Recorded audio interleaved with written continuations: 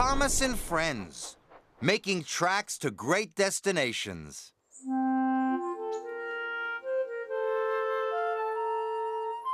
Dear Christopher, here is your friend Thomas the Tank Engine. He wanted to come out of his station yard and see the world. These stories tell you how he did it. I hope you will like them because you helped me to make them. Your loving Daddy.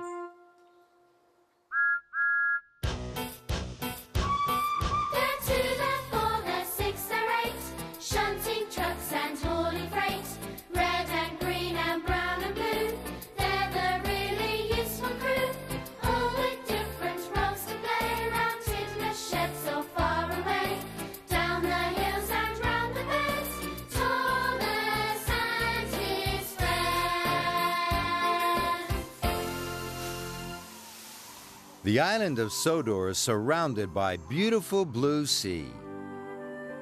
It has fields of green and sandy yellow beaches. Thomas enjoys puffing all over the island. But where is Thomas puffing today? Thomas is puffing high into the hills of Sodor. Hello, Thomas. Hello, everyone. Welcome to the narrow gauge railway.